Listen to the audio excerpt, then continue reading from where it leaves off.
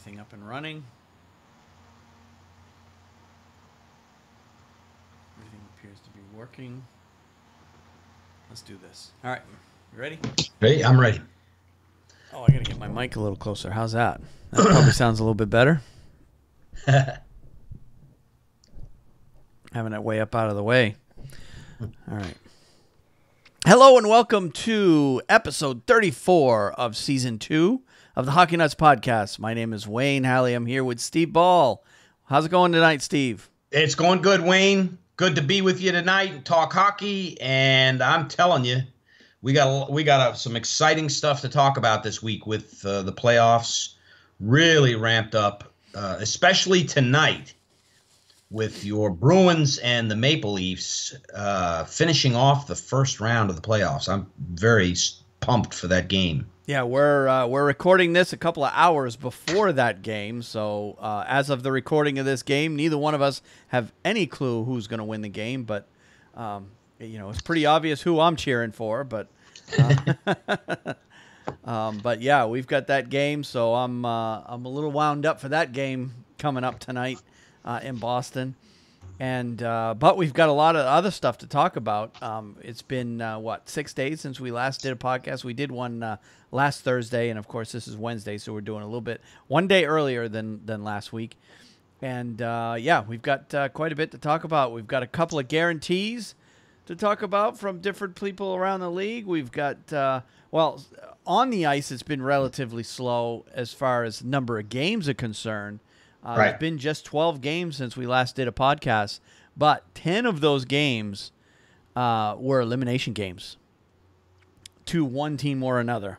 Right. So 12 games, but they were all huge games. So we've got to get everybody caught up on all of that.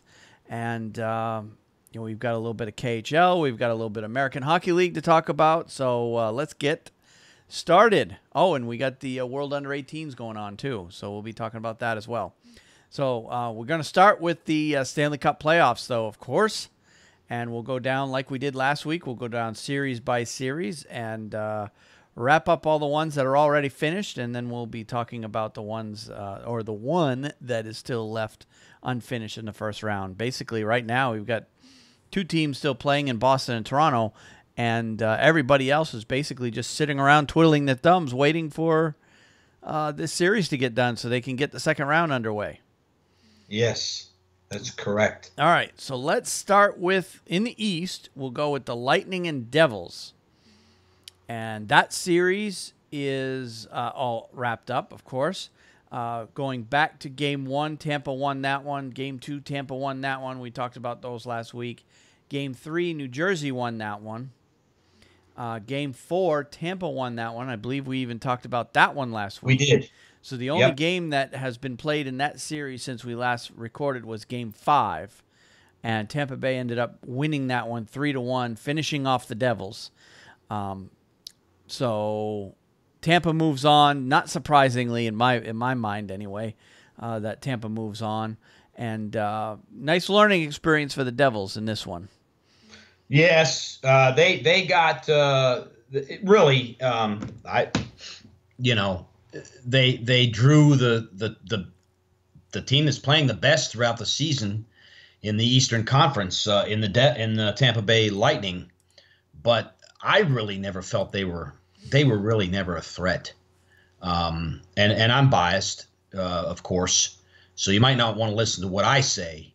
But they just never. It was easily the most boring of the playoff series in the East, and I really never thought that New Jersey ever really got it going very much. They had one win, and I really think they were lucky to get that win too. But I hope they take it as a. I mean, they were there. And they qualified for the playoffs, and I guess they should be happy that they did. So and that's I think that's all I can really say about it, because they really didn't muster much of a push against Tampa Bay in this series. No, they ended up going down in 5, and every game ended up they were all in regulation. They were all 2 goals or more. So they hung with them for a little bit, but they just couldn't. They just couldn't score goals in this series. They only ended up with 5, 6, 7, 12 goals total in the 5 games, which is I've seen worse, but it's certainly not great, and it's certainly not enough to win you a series. So. Basically, what Tampa Bay ended up doing is they focused on shutting down Taylor Hall, and they did a pretty good job at that. And they, they won that one going away, I guess, is about the best way to do it. Talk about that one. So, yeah, Tampa moves on in that series. Taylor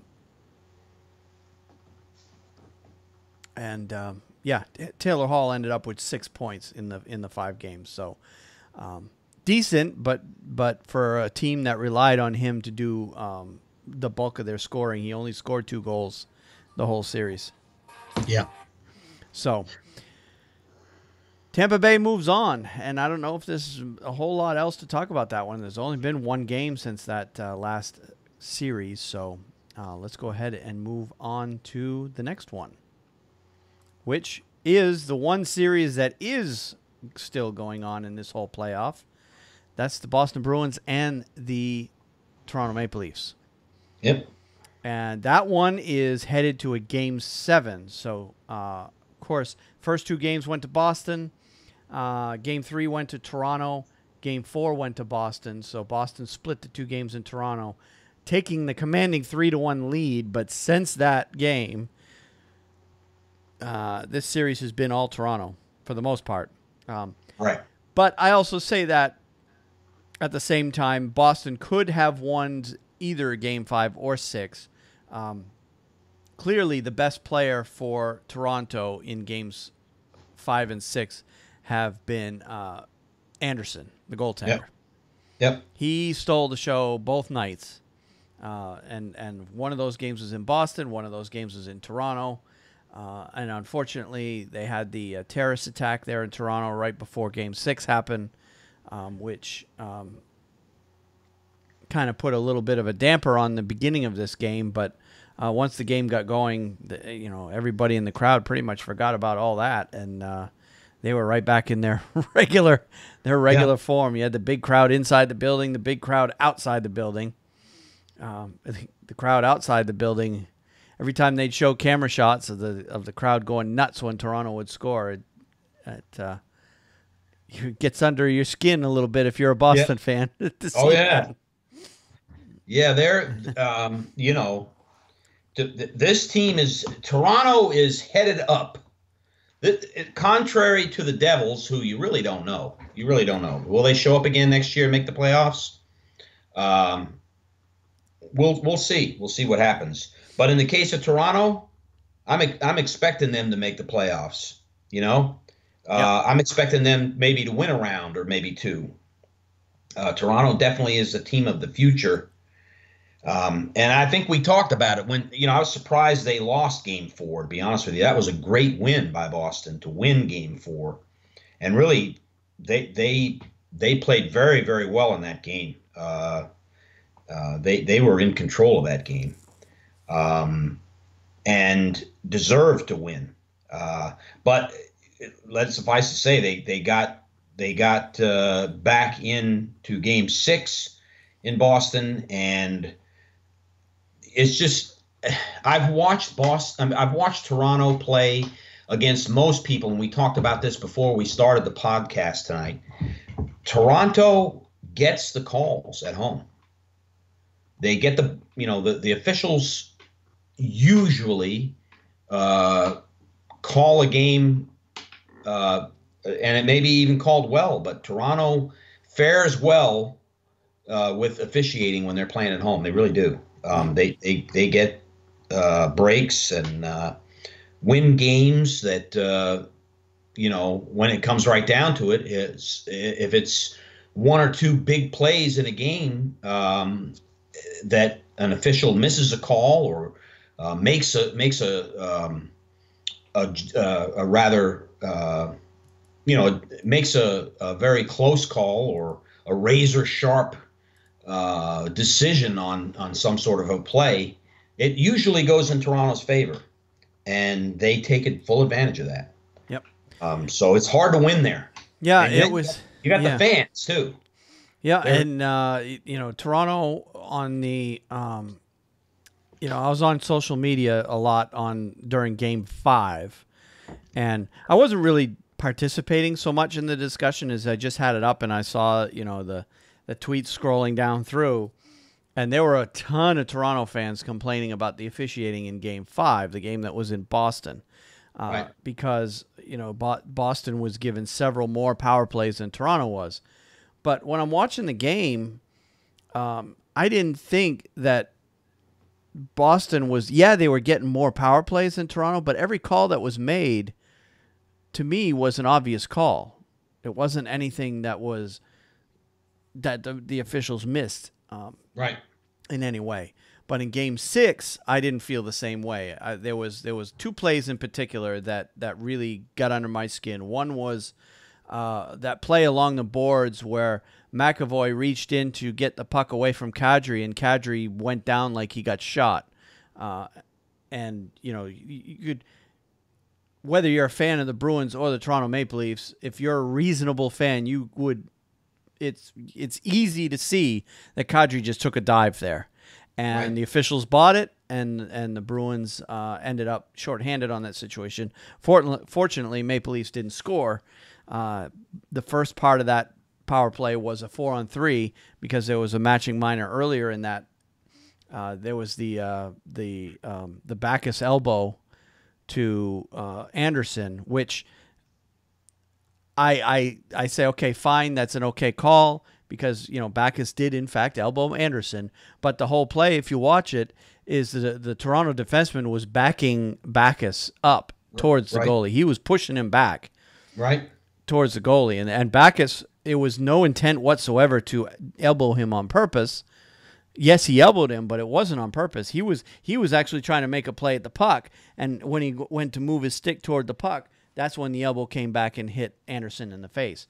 Mm-hmm. So Anderson goes down like he got shot, and then Bacchus gets attacked by the defenseman. So the referees decide to even up the call on that one, much to Toronto's dismay. But Bacchus, you know, was standing there. He didn't even know what he did to Anderson at first when he turned Right. around and saw him laying on the ice. And then all of a sudden he gets attacked by the Toronto defenseman. So they evened it up, and then right after that was the Kadri dive, which, you know, to me just looked like a makeup call is what it was. They basically, the officials felt that probably Toronto should be on a power play, and they found a way to do it. Kadri dives, and they make the call, which I think is complete BS. And then the other one that really got under my skin was, it could have been a factor in the game. We don't know. About 30, 40 seconds left in the game. Toronto, you know, Bruins had pulled their goalie, and Toronto player gets the puck, and just as he gets the puck to skate away from Bacchus, Patrick Marleau throws a big league pick on Bacchus and basically steps right into his path to deliberately block him from getting access to the player with the puck. And then that player ends up, I think it was,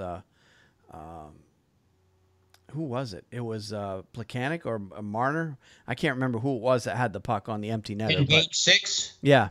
I believe it was Tomas Plekanec. Well, Plekanec ended up scoring, but I'm not sure if he's the one that had the puck initially and then ended up basically it was what it was is Bacchus getting picked by Marleau, and the player with the puck ends up, you know, going down and setting up a goal or scoring an empty net goal. Anyway, it cleared the path so that they could get the empty net goal. And Right. I felt there should have been an interference call there because it was 100% textbook clear interference, and they blew that call. So those were the two calls that got under my skin, and you know, to your reference of the calls that you know, that Toronto gets in their home building, that's two right there. And Yep. you know, I'm sure Toronto fans will pull up 18 references to calls that Boston got, I'm sure, but And a lot of those are probably at TD Garden, because I don't see Toronto getting. They just in their building, they get the calls. That's just how it is. And so if there's Toronto fans listening to this podcast tonight, I've been watching them play. I've been watching my team play there for years, and that's the way it is. It happens very, very frequently. Yep. And I even said to you, I don't know if the officials are scared walking to their car after the game because of the Toronto fans or what it is, but they get the calls. They get the calls in that building. Yep. And, well, and speaking of officials, tonight's game, it's going to be Wes McCauley and Kelly Sutherland. So two very experienced officials, two officials. I know McCauley has definitely done Stanley Cup final games, and I believe Sutherland has as well. So these are, the NHL tap the shoulders of two very experienced officials. So I expect the game to be called fairly tonight. Whoever ends up winning, I just want the game to be called straight up, fair. Let these dives go or penalize these divers for doing it on both sides. If Marchand takes a dive, he should be penalized too. Right. I hate seeing that stuff in the game. I don't want to see hockey turn into soccer. Soccer is rampant with diving. It's ridiculous how much players in soccer dive all over, all around the world. I don't want to see hockey stoop to those levels. And unfortunately, there's a few players around the league that do it. Kadri's one of them. Marchand, of course, is one of them. I want to see either the officials either don't let those go, don't call them at all, or call them out on it. And usually when they call the embellishment penalty, they're taking both and turning it into a 4-on-4. So, so that's what I want to see. Whether we'll see that or not, we'll know. Who knows? So, all right. Enough about that series. So that one is still yet to be concluded. Game 7's tonight at 7:30 Eastern. Of course, NBC Sports is going to have that game. So let's move on to the next series, which is already concluded. And of course, the rest of these series we'll be talking about are all over. Mm-hmm. The next one in the East is kind of surprising to me anyway. Washington-Columbus. Right. Columbus jumps out to a 2-0 lead at Washington. Yep. In that series, 2 overtime games. And then the Capitals had scored an overtime winner of their own in Game 3 to cut the series to 2-1. That's where we left off last week. Since then, Washington has basically gone on a run. They beat Columbus 4-1 in Game 4. That was last Thursday. In Game 5, they beat Columbus again in overtime, 4-3. And then in Game 6, Washington just blew away Columbus, 6-3. Yep. Columbus. Yep. So that was a game where basically, I watched bits and pieces of it. The Bruins were playing at the same time, so I wasn't watching, both completely. I was focused on Boston's game, but keeping an eye on Washington's game at the same time. And it just looked like Washington just went in there and said, "Look, we're done with this team. Let's get this done and move on." Yeah, and that's exactly what they did. They really dismantled them in Game 6. The game of games in that series was Game 5, and Columbus had them. Columbus had them beat. They outplayed them entirely in the third period, outshot them 16-1. Had the game won, and Braden Holtby just really was the player of that game. Even though he gave up 3 goals, he was the player of that game because of the third period. He played out of his mind, and then in the overtime, he played very well. And that was the game. If there was going to be a game to turn the tide, that was the game. Columbus had it. The game was in Washington. They had it, and they could have really put Washington in a really big hole. And they blew it. They lost that game. They could not overcome Braden Holtby. And I'm sure he got a lot of confidence from that game.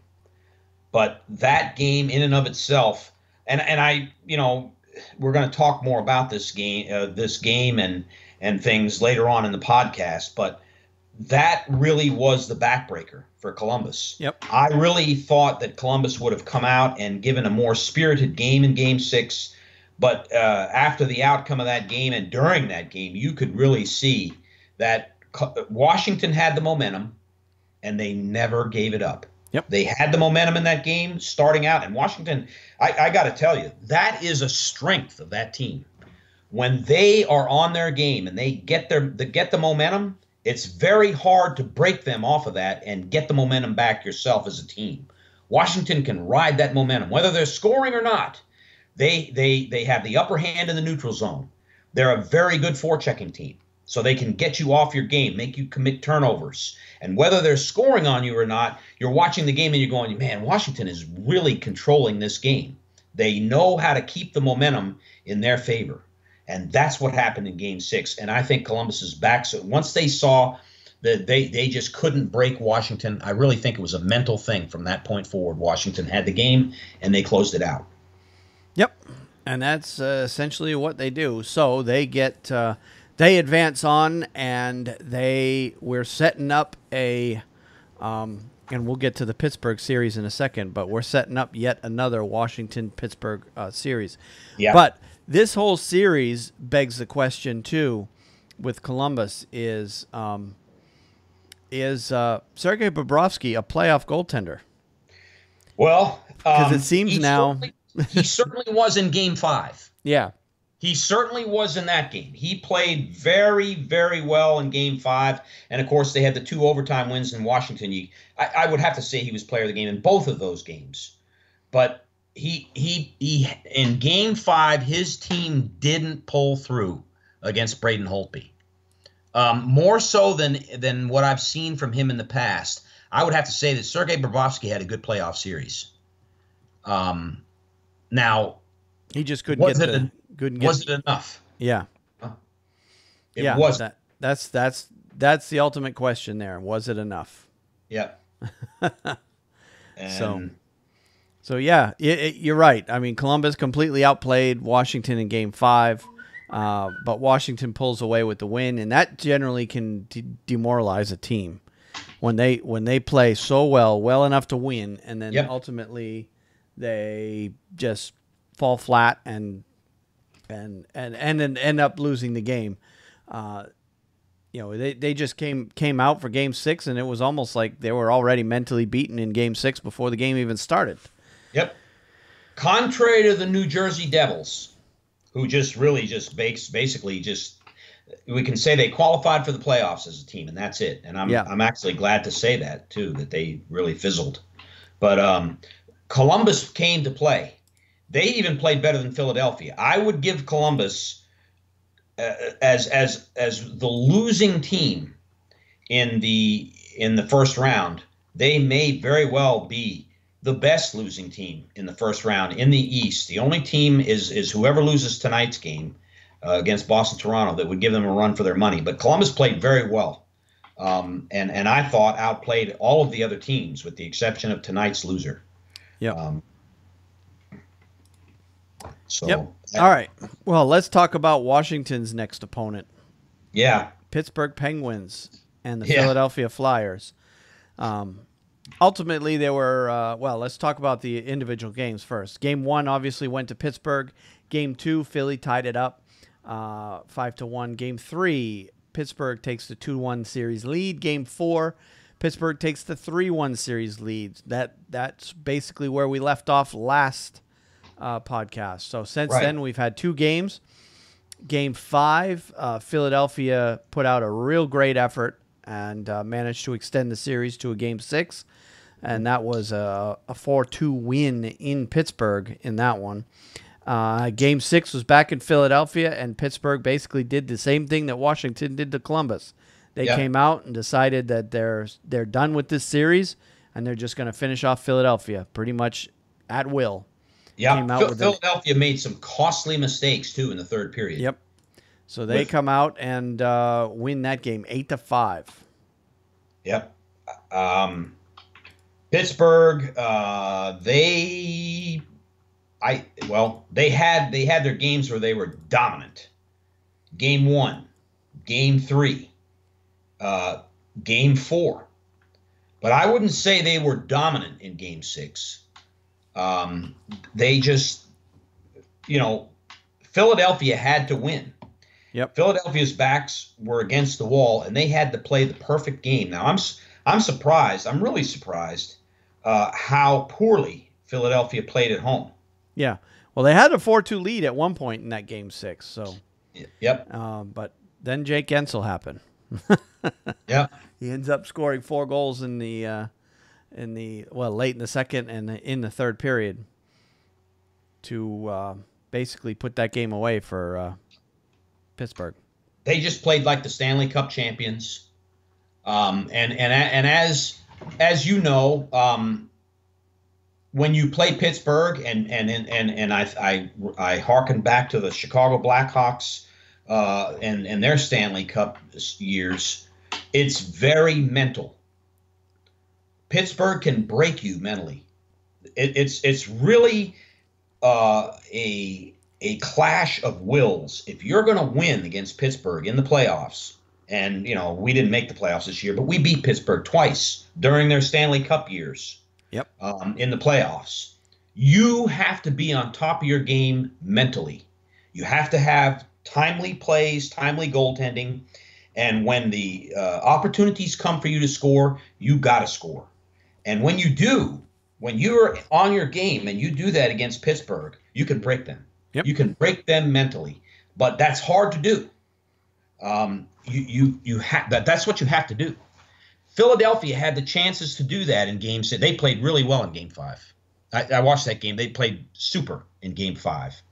But Game 6, they had the chances and the opportunities, and they blew it. They made mistakes that cost them in that series. I'm thinking back to the power. They had several power play chances in the third period and couldn't convert. So that's the type of thing that you got to do against that team. Yep, absolutely. Yeah, what really was the backbreaker for Philadelphia was Pittsburgh's that didn't help either. But Pittsburgh's fourth goal was scored at the 1906 mark of the second period. Teams talk all the time about giving up goals in the last 2 minutes of any period and the first 2 minutes of any period. They've put a focus on making sure that they don't give up a goal because those late and early period goals are momentum changers. Well, they essentially became the victim of 2 of them. Gensel got his first goal at 1906 of the second, so less 54 minutes seconds left in the second period when Gensel gets that goal. And then they come right back out into the third, and 30 seconds into the third, another goal for Pittsburgh. Yep. Those two goals right there are just unlike Washington.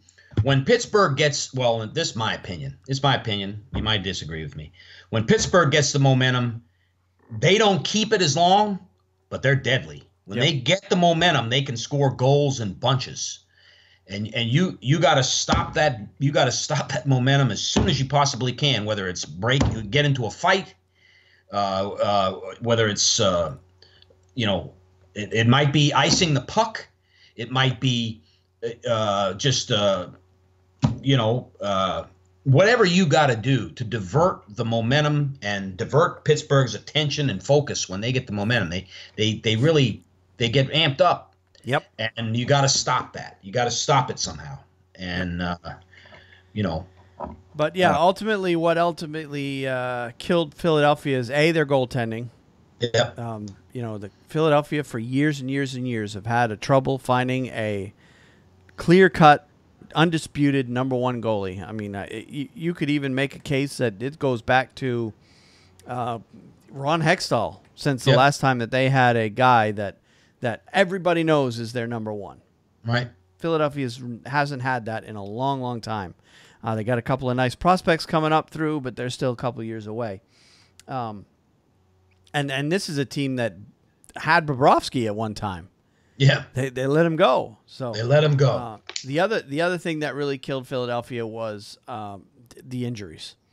Sean Couturier to go out there and score a hat trick in game 6 with what ultimately they announced it after the game was a torn MCL. Yeah, to have him go out there I mean, that's just amazing to see Yep. him, perform despite having that injury. Right. And he'll have to go get that repaired. But yeah, the injuries that Philadelphia suffered, not only to Couturier, but their goaltenders were getting hurt, and just a number of bumps and bruises that all the players had. And we'll talk about those injuries when we get to our injury segment. But yeah, that was a killer there. And then of course, Pittsburgh being Pittsburgh is, Yeah. they're a team that is.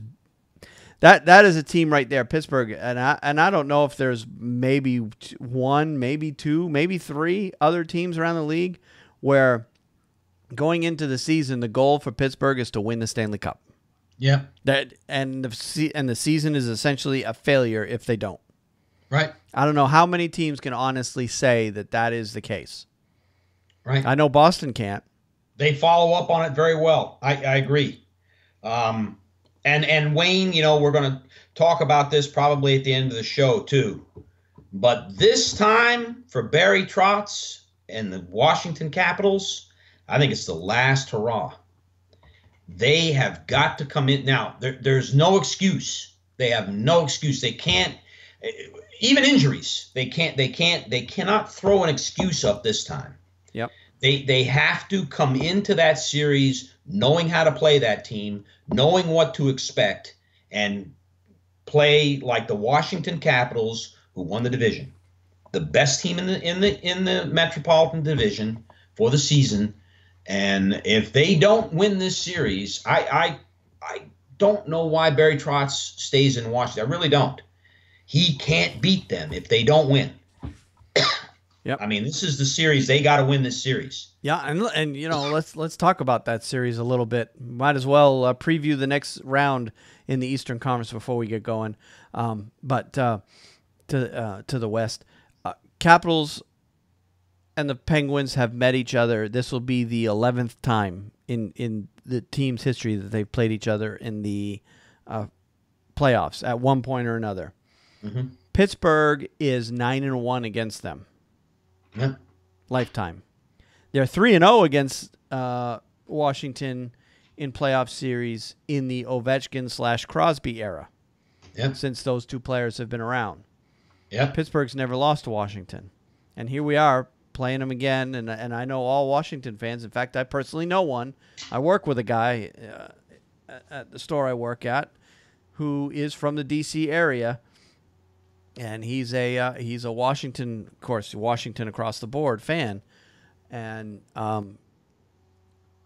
when he found out that the Penguins were going to be the team that the Washington Capitals are going to face, he's like, "Oh God, here we go again." Yeah. So Yeah. So much for this one. It was Well, nice while it lasted. You got to have confidence in your team at this point. Washington has a very powerful offensive team. They really do. Yep. And when Braden Holtby's on his game, I can't think of a better goalie in the NHL. He's definitely in the top three. But it's strange. Stranger things have happened. I see that Evgeny Malkin is not even going to be playing in Game 1. Yep. So there's some injury situations with Pittsburgh. If I'm Washington, I'm exploiting. I'm going all out against Sidney Crosby. I am doing, and the Rangers were, we're not in the playoffs this year, but we were damn effective at shutting that guy down in the playoffs. You can do it, but you got to focus on it. That's got to be maybe your number one priority. Shut down Sidney Crosby. Yep. If you do that, you force Pittsburgh to have to use their second and third line guys to beat you, and sometimes they can, but Washington should know what's coming, Force Phil Kessel to be the guy to score and win the games. Yeah. Force him to, I think that Washington has another golden opportunity. Barry Trotz has seized another golden opportunity, and they got to win this time for his coaching future. They got to win. They pretty much do, and I think that's ultimately what they're waiting for. They said earlier in this series that they're going to hold serve on Trotz and to decide his fate after the season or after Right. Once Washington's season finished, whenever that may be. Yeah. And kudos to Washington, Wayne. They really came back strong. It is very hard to beat a team 4 times in a row in the playoffs. Yep. Win 4 games in a row again, especially when you're down 2-0. Yep. And they sure did it. They came out there and played like a professional, tough, hard-nosed team, one of the best in the NHL. They proved themselves. So they should have all the confidence in the world going into that series with Pittsburgh. There ought not to be, as I said, I can't see of any excuses they can bring up. Nope. It's right there for them this time, Yep, it sure is. All right, so let's talk about the Tampa Bay series. Obviously, they don't know who they're going to play yet, but do you think either the Bruins or the Maple Leafs have a shot at beating the Lightning? Now, the big question right now, and the debate goes on year after year after year, is the old rust versus rest debate. Is it going to be better for Tampa Bay finishing off their series and sitting around for a week before they play the next game, where their next opponent is basically going to finish one series and immediately start the next series? Yeah. Which team will be sharper in game one? Will it be Tampa Bay, who's had the opportunity to rest their players, or will it be either Toronto or Boston, who basically they are getting an extra day off? Their first game it's already been announced. Their first game isn't until Saturday in this series. Will it be the team that basically comes off just a couple of days rest? Right. There's arguments going both ways. I guess we'll find out in that one. Ultimately, I think the Lightning is the better team right now versus either the Bruins or the Maple Leafs. That's just my personal opinion in that one. I hope it doesn't go that way, but right. Would you say that I don't think Tampa Bay has the home ice advantage at all that, say, a Toronto Maple Leaf squad has? Toronto, they just don't lose a lot. They're a good home team, and they have the crowd. In the case of Boston, if Boston wins tonight, and I think that's a good possibility, Wayne. I think Boston may win tonight, but that's just my gut feeling. In the case of Boston, if they do win tonight, I think they give Tampa Bay a much tougher challenge than a young, at times very error-prone Toronto Maple Leaf squad does. I think Boston is up to the task against Tampa Bay, and it'll be a very good series.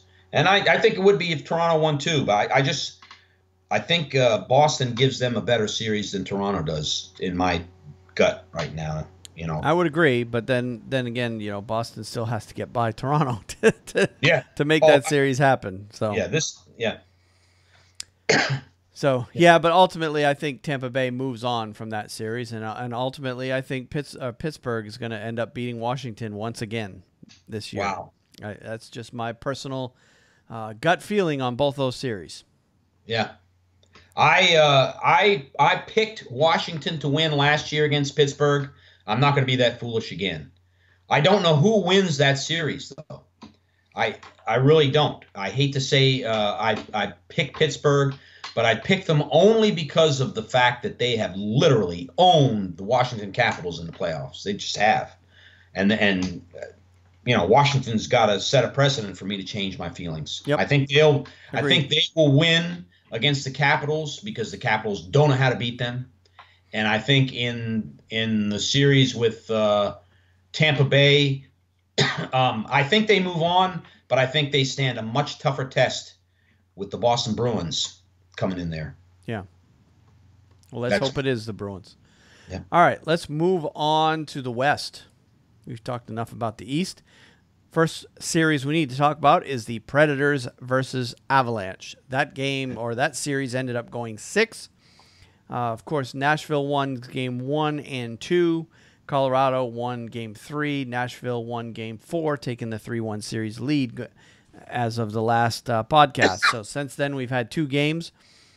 Colorado won game 5 in a very gutsy effort in Nashville on the road. to extend the series to a game 6. That was a 2-1 game.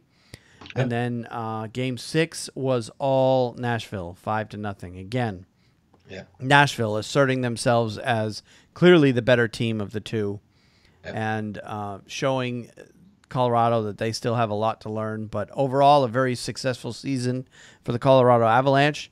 Yep. No one ever expected them to make the playoffs after the season they had last year. And here they are. They make the playoffs and extend the Nashville Predators to 6 games in the first round. Yep. Nashville being one of those few teams that can clearly say, or that can believe and say that it's Stanley Cup or bust for them. Yep. Yeah, I agree. I really wasn't surprised. Andrew Hammond, the Hamburglar, what a game he played. That game 5, Game yeah. 5. Yeah. I mean, he played like the Andrew Hammond of the Ottawa Senators. Yep. He played a great game. That was an extremely exciting game. Nashville had a 1-0 lead going well into the third period, and then Nathan MacKinnon with that setup that he had to tie the game. What a ridiculous! I mean, the patience that he displayed on that play, where he basically had the puck right in the slot, stick handling, and then dishing it off to his wide open teammate and for the goal. It was ridiculous when I saw that. I'm like, oh my God. It was Landeskog, yeah. Yeah, that was a tremendous play. Yep. And Andrew Hammond played lights out in net, but they just didn't show up in when game 6 went when it went back to Colorado at the Pepsi Center. They just didn't show up to play. Yep. They weren't ready for that game. Nashville got the momentum and really never lost it again. They, as you said, they proved who the better team was on the ice. Yep. So certainly. Now, if you look at that, Nashville going 6 with Colorado, do you look at that as Colorado being better than everyone expected, or do you look at Nashville as not playing to their potential for that whole series? Ooh, and that's a very good point, Wayne. Yeah. You want to know my honest opinion? Yeah. I think Nashville did not play as well, and give Colorado credit. I just don't think Nashville played very well in that series. They played well in Game 6, but the backbreaker game was Game 4. Colorado could have won that game. Yep. Had them. Yep. Could have won that game. And that's the game that if Colorado had won that game, oh, I'm telling you, it would have been a hell of a series. It would have been difficult on Nashville. I think it was just a gutsy performance that they won Game 5, and they played very well. I was not impressed. And we're going to talk next about the team that is shining head and shoulders above everybody. In that first round, I mean, you could look at Vegas, but they won 1-0 games. They won these overtime. I think it's the Winnipeg Jets. Winnipeg played very well. I didn't put them as the number 1 team in the power rankings. I went strictly by the number of wins. But Nashville's going to have a hell of a time winning in Winnipeg. And if Winnipeg can pull off a win in Nashville, which after watching this series, I could see them doing it. Oh, they absolutely. Yep. Then Nashville's going to have one hell of a time getting by these guys. But we'll see. I mean, Nashville does have experience now. Yep. So the future's bright for Colorado. Just because they've crawled themselves back into a playoff spot, and they've got a bunch of young talent coming up through.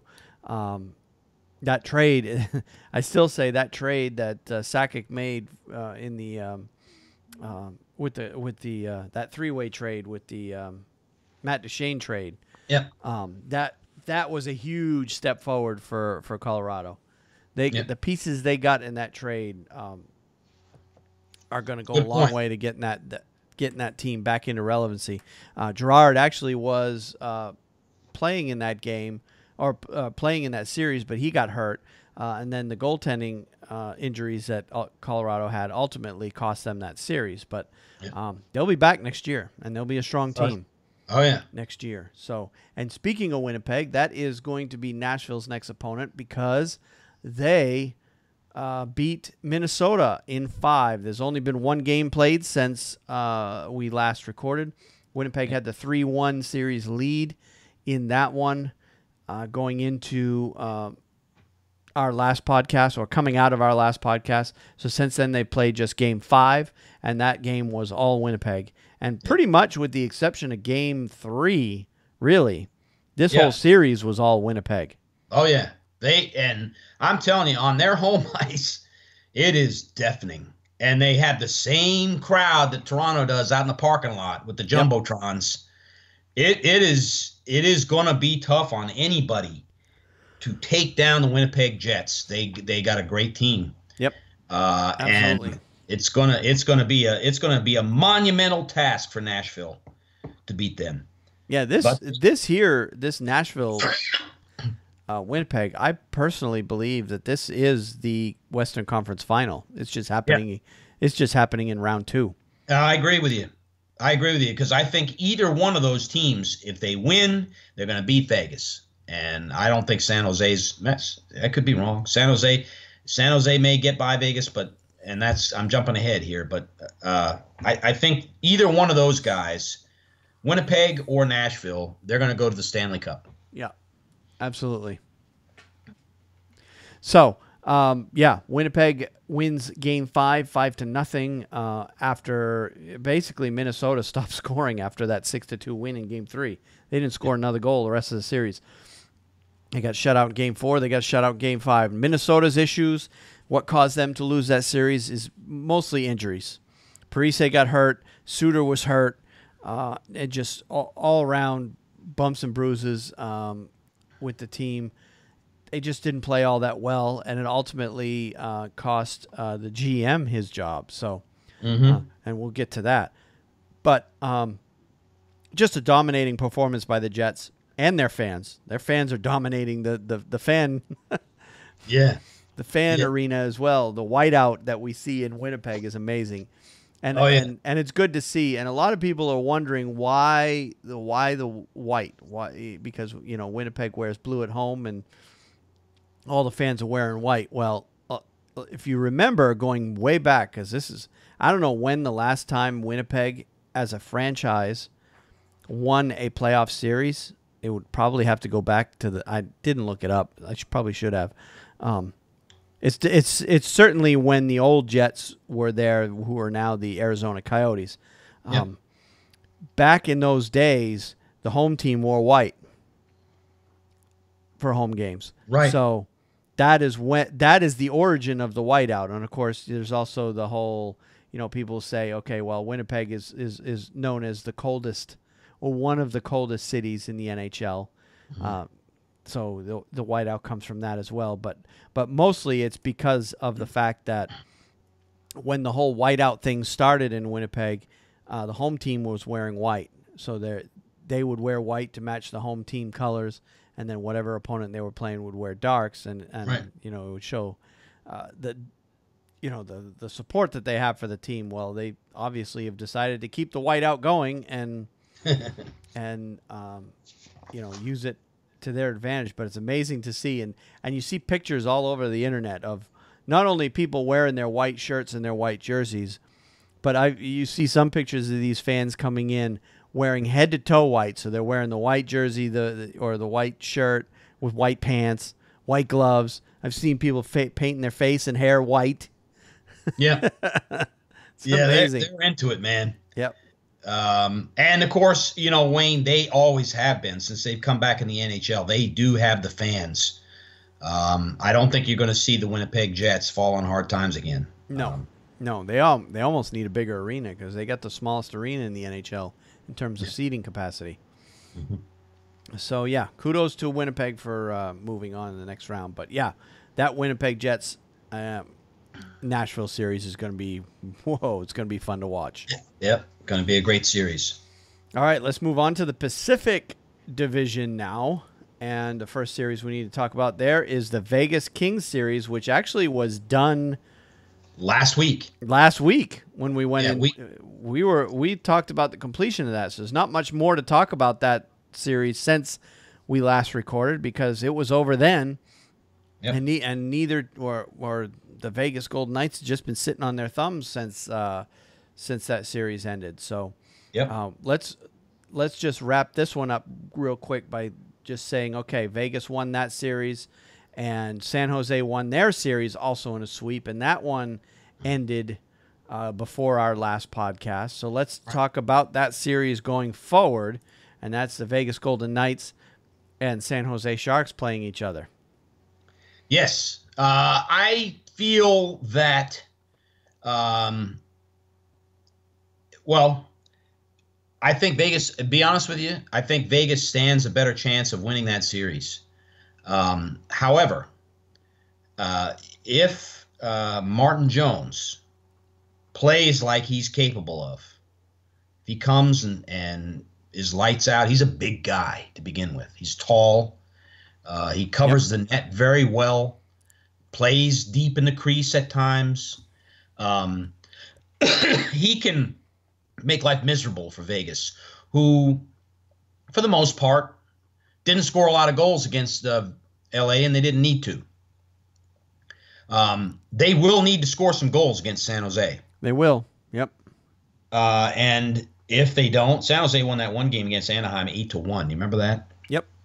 Evander Kane, he's fit in very well for them. They can score some goals, and they're going to force Vegas to keep up with them. So I don't. This round is going to be much harder on them because they don't have the playoff experience as a team. They may as individual players, but it's the team aspect of it. So. I think Vegas can win this series, but if Martin Jones shows up, no. Martin Jones gave up 4 goals in the 4 games total. Yep. Against Anaheim. Played awesome. Yep, played incredible. And then you got Evander Kane at the other end scoring goals for San Jose.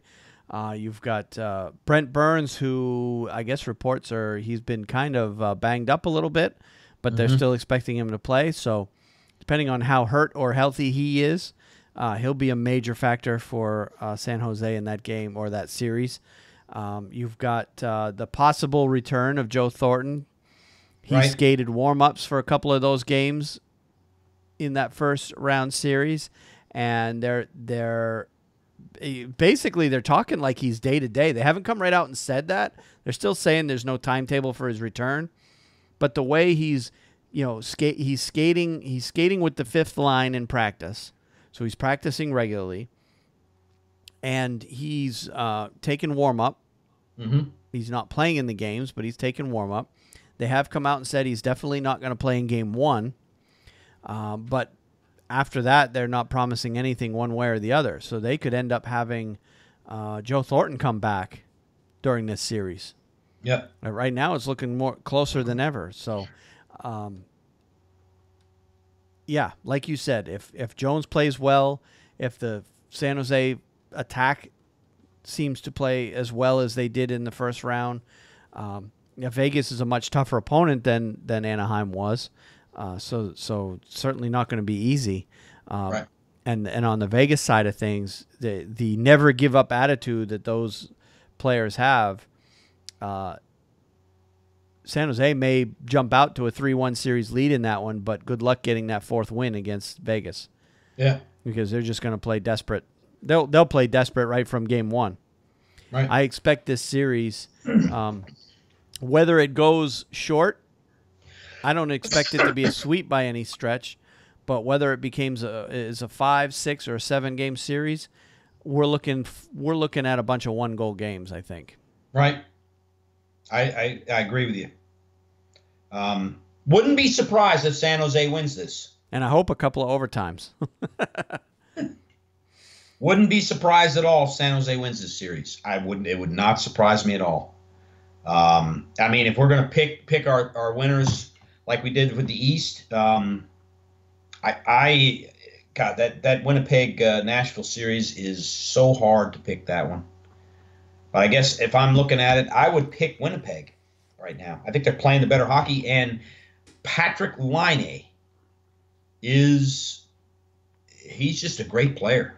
I Yep. mean, he could be the Hart. He could be up there in the voting for the Hart Trophy. He's just an awesome player, and I watched him score a hat trick against New York here the last month of the season when they were in Madison Square Garden, and he was just incredible player. So I think Winnipeg. I think Winnipeg is my pick for that series against Nashville. Yep.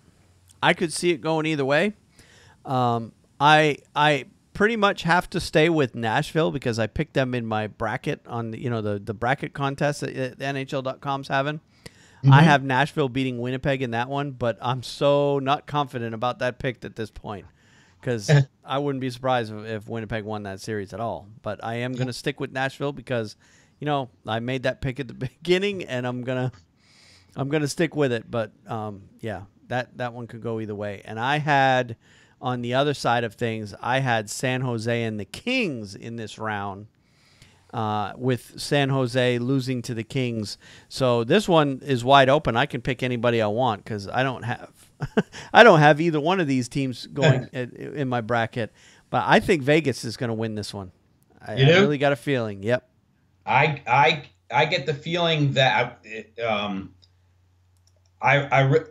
all depends on Martin Jones. It really all depends on Martin Jones. If he shows up, I'm going with San Jose because Fleury and his times in Pittsburgh, two of the Stanley Cups really were Matt Murray.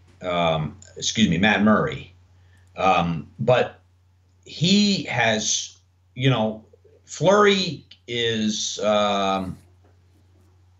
he's great. He's a great goaltender, future Hall of Famer.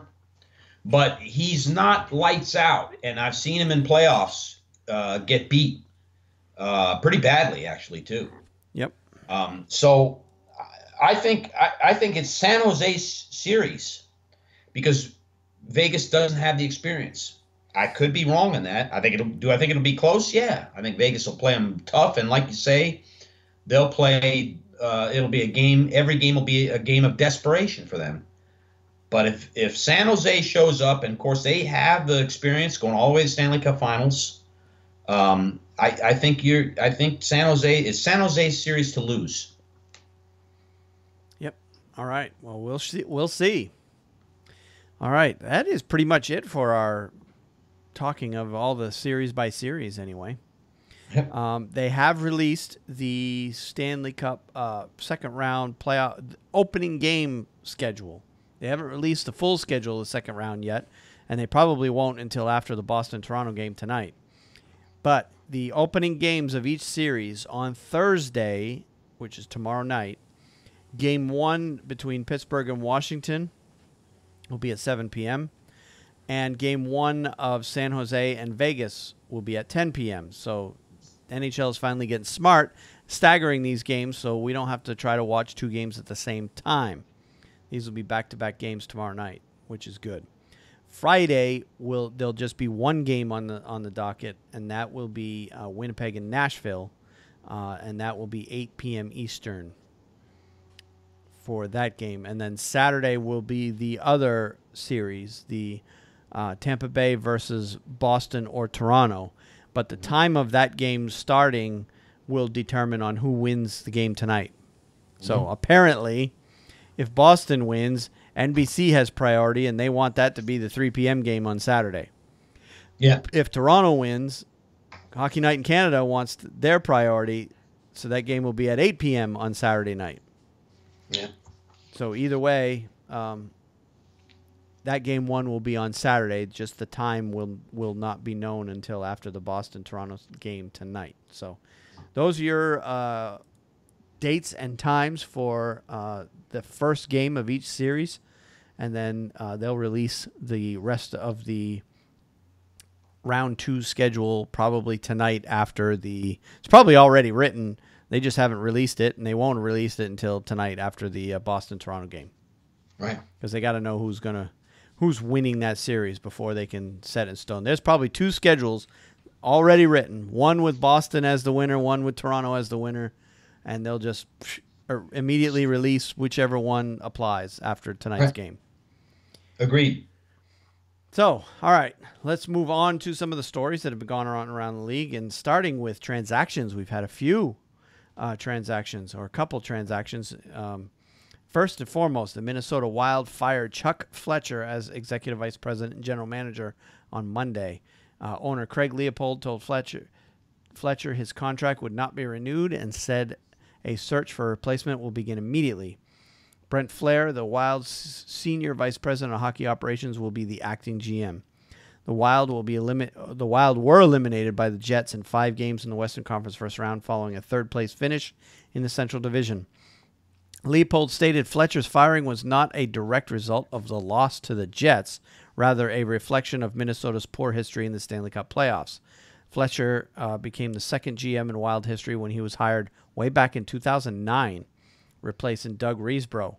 He is the son of longtime NHL executive Cliff Fletcher and who's a member of the Hockey Hall of Fame.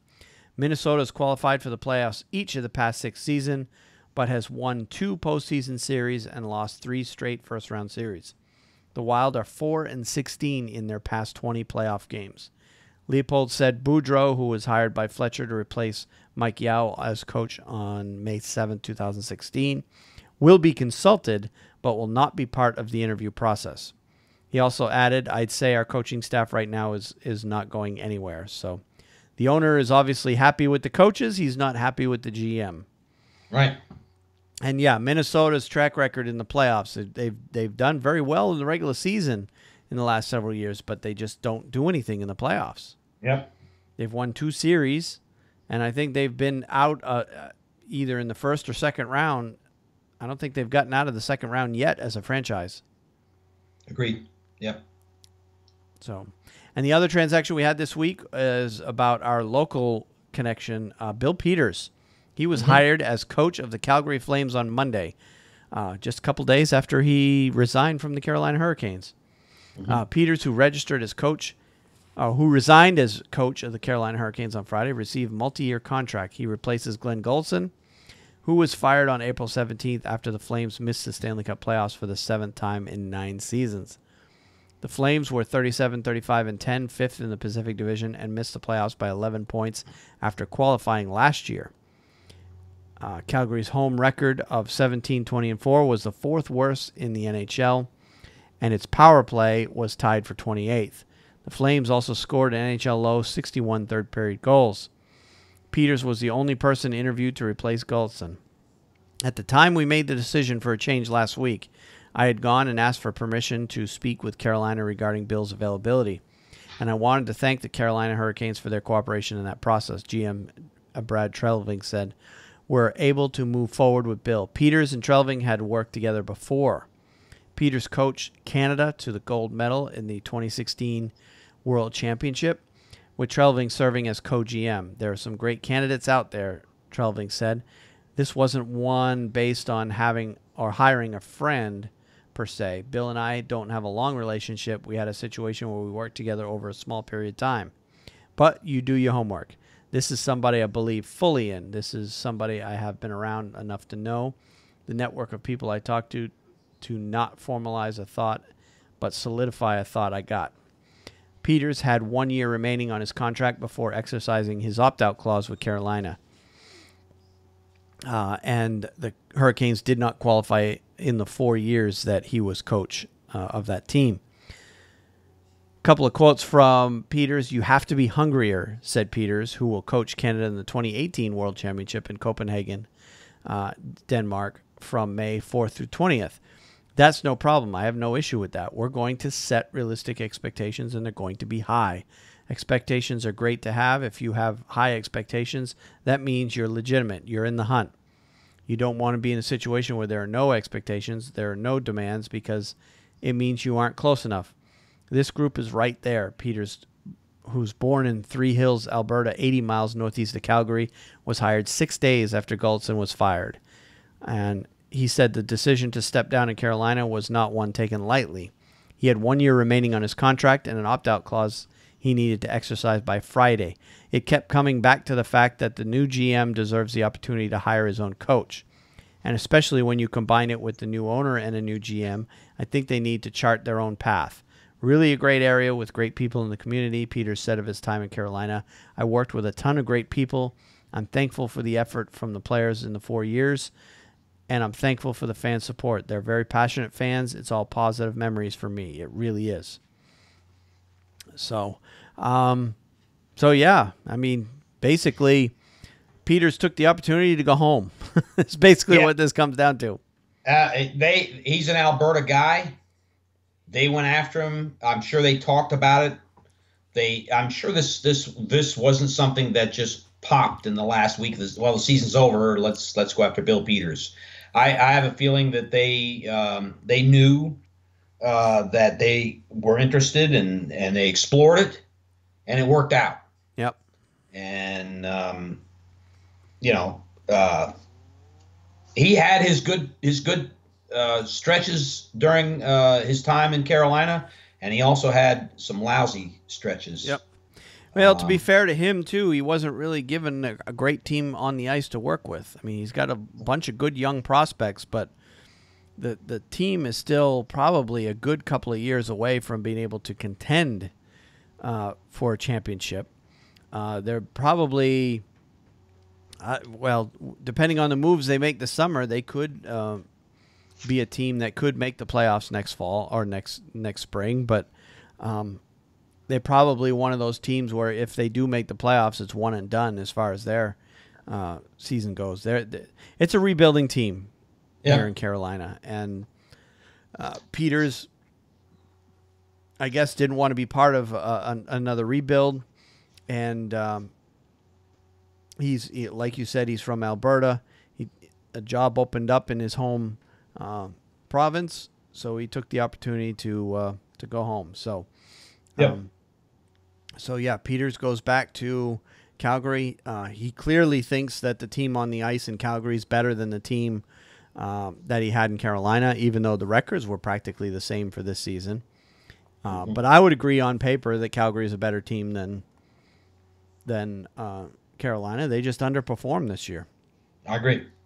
I think Calgary is a playoff team. They just ran out of real estate there at the end of the season. Injuries to Mike Smith didn't help them, and just great timing for Bill Peters. Yep. And you look at the Carolina Hurricanes. I think that Tom Dundon's decision now to pick a head coach becomes, very, very important. Yep. I think he's just as the Rangers, I said a couple of weeks ago, and I guess it would be something you'd think that management would do every time, but it's very important. It's almost not only do you want to pick a coach who the players like and want to play for, you also need to pick a coach who the fans will like and want to go watch the Hurricanes play. Absolutely. And I think that's not always, it doesn't have to be that way in New York. It could be. They could pick a real controversial guy in New York. They could pick Patrick Roy.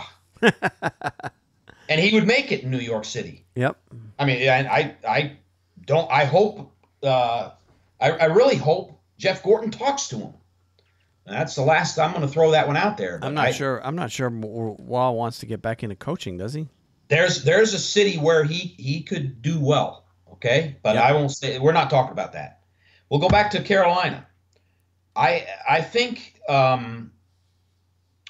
I just think that they have to pick a guy who has the charisma for the players on the ice, but also for the fans. And if they pick the right guy in Carolina, they have a team that's not far at all from the playoffs.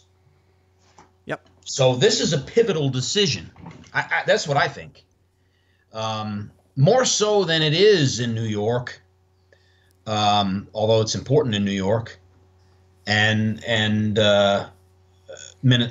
the other team without a coach right now? It's just escaping my mind. There's another team without a coach. Dallas. Dallas. Yeah. They need to pick a coach who's gonna put fans in the seats. I really do. They got to pick a good coach. Yeah, and in Carolina's case, I think what's slowing things down there is there are a lot of candidates for both GM and coach that are being scared off by Tom Dundon's hands-on approach. And Tom Dunn said in day one, when he was introduced as the owner of the team, that he was going to be hands-on until he got the team to a point where he was comfortable with the people that were running the organization, the people at the top, and then he was going to step away and let them do their job. Yep. There's a lot of scuttlebutt around the hockey world that Tom Dundon is meddling a little bit more than what some of these potential candidates feel comfortable with, and I think he's scared off. Dundon is scared off a few candidates as a result of that. So ultimately, what Carolina has to do is they got to figure out. Well, first of all, they got to find a GM. That's first and foremost for them. Then once that GM is in place, then they can focus on coach. But the biggest thing that, and I hope Dundon realizes this, the biggest thing that Carolina needs to do to get that organization to the next level as a total organization is they need to build out, they need to get better at scouting and player development and all the hard work stuff that goes on behind the scenes. Right. That hasn't been good enough because the team has been perpetually an outside the playoffs team for years. Even when they've had their few runs here and there, the 2002, of course, 2006, 2009, the years where they've gone on a run, it's a single year run and then it's done and then they're out the next season. Right. That tells me that the player development side of things, down in the lower parts of the organization, the scouts and the all the player development people, not the coaching staff, not the GM, but the system that has been in place to develop a strong organization, to develop the farm system, all of that needs big improvement, and that's where they need to focus a lot of their time. Yeah, you got to get a GM. Yeah, you got to get a coach for the major league roster, but you've got to get that other stuff in place if you want to get good and stay good long term. There's a certain number of teams around the league that get it and they have that stuff in place, and those are the teams that are making the playoffs year after year after year. With every once in a while, they're missing occasionally. So your Pittsburghs, your Detroits, you could make that case about Boston. You could make that case about the Rangers. Teams that are in the playoffs year after year after year after year with occasional miss here or there. They need to model those teams, right, and build an organization that does that. So they'll get that chance. They're basically wiping the slate clean here. GM's gone, coach is gone. And they'll have the opportunity to build everything back up from scratch. But it'll be a busy summer in Carolina for sure. And good luck to Bill Peters in his new job, which Absolutely. is what this whole story is all about. Yep. All right, that's all the transaction I saw, unless you saw any. Nope, that covers it. All right, let's go on to injuries, and we're just basically going to talk about a few teams that have been eliminated. And, of course, anytime a team gets eliminated, you always get a few injuries that pop out of the blue or that come out after the series is done because, there's no longer a threat to those players for this season anyway. And we'll start with Philly. Top line center Sean Couturier missed Game 4 because of a torn MCL in his right knee. He returned and scored a hat trick in Game 5 and had 5 points in. The hat trick came in Game 6. He had the game-winning goal in Game 5 and had 5 points, including the 3 goals in Game 6. Provorov played Game 6 despite an injury in his left shoulder that limited his effectiveness, and he'll need surgery on that. And so he was a key defenseman for them. So, and he was matched against Sidney Crosby in that series. So, and Michael Neuwirth, who also was battling injuries. So, number of injuries for Philly. On Colorado, the Avalanche played without their number 1 goalie, Semyon Varlamov, the entire playoffs, and their best all-around defenseman in Erik Karlsson. Varlamov injured his knee against the Blackhawks on March 30th, 2 days after Johnston crashed into the boards against the Flyers and fractured his kneecap. They also lost Samuel Girard for 3 games due to a lower body injury. He did return for Game 5 and 6, but he probably wasn't 100% healthy. Goalie Jonathan Bernier ended up hurting himself in Game 4 of that series, which means they went to Andrew Hammond as the third goaltender to finish out that series. Colorado had a number of injuries. And then, of course, Minnesota, we talked about Ryan Suter and Zach Parise, both who out with major injuries, and those were probably 2 of their better players on that team. And Parise had a fractured sternum, so he was going to be out long-term anyway. And then Ryan Suter, I can't remember what his injury was. He was hurt before the series started, though. But he was out for the remainder of the playoffs, yes, no matter how far Minnesota went.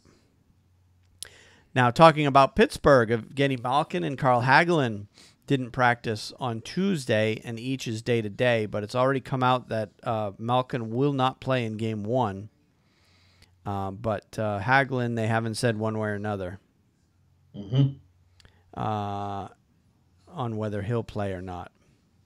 And as far as Columbus is concerned, Zach Werenski played most of the season for the Blue Jackets with an undisclosed injury. So basically he hurt himself way back on October 30th against the Boston Bruins and has been playing with the injury. They didn't say what the injury was. No, they didn't. But he basically admitted after that series was over that he was not 100%, pretty much from way back in October all the way through the season. Yep. And And they also said they don't know whether the injury needs surgery. I remember reading that in the article as well. Yep. So, and he's obviously a major piece of the Columbus Blue Jackets. And then we've talked about Joe Thornton as possibly coming back. Who knows? He's getting close anyway. Defenseman Brent Burns missing his 2nd consecutive practice this week, but he will likely play in that game. But there's a question there of how healthy he is. And then finally, Andrei Burakovsky of the Capitals didn't play after Game 2 of their series against the Blue Jackets because of an upper body injury, and he also needed minor surgery. Trotz said it's possible for the 23-year-old forward would be able to return later in the Stanley Cup playoffs. Kind of at the time made it sound, this is going way back to Game 2, kind of made it at the time sound like that Burakovsky would be back basically for Game 1 of the second round, but there hasn't really been an update on Burakovsky that I'm aware of. But this is his 2nd major injury of the year. He missed 19 games back in the early part of the season from October 26th to December 6th after fracturing his left thumb. So that's all. You covered it well, Wayne. Yep, that's all the injury updates I have. Of course, who isn't hurt? There's a lot of rumors flying around that Bergeron is also not 100% healthy either. But yet he's playing. He missed 1 game already in this series, but he'll be there. He'll be out there tonight for sure. Right. All right. As far as other interesting stories going on around the league, Rod Brindamore has come up as a potential name as being someone who may be an option for head coach of the Carolina Hurricanes. He said he's interested in becoming the next coach. The quotes, though, coming from him don't give me a whole lot of confidence on how successful he'll be. He basically says, if you never try, you'll never know. Brendan Moore, who's a former captain of the current and a current assistant for the Hurricanes. The reason for saying why not, he said, I've been doing it for 8 years. I really believe I can help out one way or the other and see if I can put us over the hump. I don't think as an assistant I'm going to get any better or learn any more. So now's the time. If they're going to find the best guy to do it, and if it's me, that's great. If not, I understand. But I feel like I could at least step up and see if it could happen. The Hurricanes have a coaching vacancy after Bill Peters resigned on Friday. So a thing that concerns me about these quotes is like, I'll give it a try. Why not? He should be saying, yeah, I could do it. Yeah. You know, without any hesitation. It's not a let's see what I can do, or we'll give it a try. We'll give it our best effort. Well, that's not what the Hurricanes want. They want a guy who's confident and knows that he is in fact going to take this team back. Right. So that's kind of what concerned me with these quotes from him.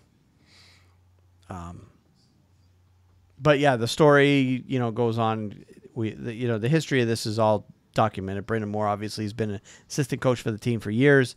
The team hasn't made the playoffs. Peters is gone. The GM is gone. New owner. We've talked about this ad nauseum, but it'll be interesting to see whether or not they decide to give Brendan Moore that shot at being the head coach. He's probably the option if they can't find someone better, I guess. Is probably the best way to put it. One thing's for sure, people in this area know him very well. He's a good following. Well, here's the thing about Brendan Moore. And if you don't know much about him, he is legendary for his work ethic, particularly when it comes to working out. The guy still looks like he could step out there and play. Yeah. He's in great shape still. A lot of players, when they retire, you start putting on the pounds almost immediately. And, by a year or two out, they've gained 30, 40 pounds. Brendan Moore is still just as fit as can be. He's still in great shape. So his work ethic in that sense is second to none. So if nothing else, if they did go with him, he will give it his best shot. He will do everything in his power to bring this team over the top. So, and for all we know, he could be a great coach. Oh yeah, you never know. He could be the next Scotty Bowman. We don't know because he hasn't been given the shot yet at being a head coach anywhere. Because as soon as he retired, he was made an assistant coach of the Canes, and he's never left. He stayed right in this area. His son, he's got one son anyway that's about to be drafted, has been playing in the Carolina Junior Hurricanes organization for years. So it'll be interesting to see if they do give him that shot. All right, and then finally, David Quinn was named coach of the United States for the 2019 IIHF World Junior Championship. The announcement was made on Friday in conjunction with USA Hockey and the NHL Network. The 2019 World Junior Championship is going to take place in Canada this coming year, December 26th through January 5th in Vancouver and Victoria, British Columbia. Quinn is the current coach of the Boston University Terriers. He's been there for the past 5 years. And he'll be overseeing approximately 40 players at the 2018 World Junior Summer Showcase this summer at USA Hockey Arena in Plymouth, Michigan in August. The U.S. will be joined by Canada, Finland, and Sweden in that short little showcase event. He's 105, 68, and 21 at BU. He's coached the Terriers to 4 straight NCAA tournament appearances, which is a pretty good accomplishment considering only about a third of NCAA teams make it to that tournament. And he has 2 Hockey East tournament championships already and the 2015 Beanpot title. He was named Hockey East and New England Coach of the Year back in 2015. And a number of players have already played for him that are in NHL ranks. Bruins defenseman Charlie McAvoy, Buffalo Sabres forward Jack Eichel, Arizona Coyotes forward Clayton Keller, and Minnesota Wild forward Jordan Greenway. 4 players from BU were selected in the first round of the 2016 NHL draft: Kelleher, McAvoy, defenseman Dante Fabro, and forward Kiefer Bellows. BU left wing Brady Tkachuk is number 2 in the NHL Central Scouting finalists of North American skaters eligible for the 2018 NHL draft this June 22nd. So he'll be among the first 5 players chosen in that draft. So not saying all these players are great because of him, but he's been a coach for all these guys somewhere along the way. Right. All right, we're on to honors and milestones, and I've got basically just a bunch of announcements that have happened over the past. Basically, they're doing one of these a day. Each NHL award, they're announcing the nominees each day, or the finalists each day. So, quickly go down through these. Vegas Golden Knights defenseman Derek Englund, Philadelphia Flyers right wing Wayne Simmons, and Winnipeg Jets right wing Blake Wheeler were named the finalists for the Mark Messier NHL Leadership Award. Of course, Mark Messier himself determines the finalists and the winner of this award. Yeah. So, and of course, he judges who wins based on, it's a leadership quality award. Matt Barzal of the Islanders, Brock Besser of the Canucks, and Clayton Keller are the Calder Trophy finalists. That's the Best Rookie Award. Yeah. Can't disagree with any of those choices there. Nope. Brian Boyle, Roberto Luongo, and Jordan Stahl were named Saturday as the 3 finalists for the Bill Masterton Memorial Trophy. And that award is presented annually to the player who best exemplifies the qualities of perseverance, sportsmanship, and dedication to hockey. So, of course, it's well documented, the Brian Boyle situation where he's coming back from cancer. Odds-on favorite to win it, would you say, Wayne? Oh, probably. Although the other 2 finalists are definitely worthy. Roberto Luongo basically got nominated not only for overcoming his hand and groin injuries, but for the speech that he did back shortly after the Stoneman Douglas High School shooting. Yep. They did a little ceremony before their next home game after that happened, and he basically came out, grabbed the mic, and spoke in an unscripted, heartfelt speech to the fans of Florida in that one. So, which is highly unusual for a player to do.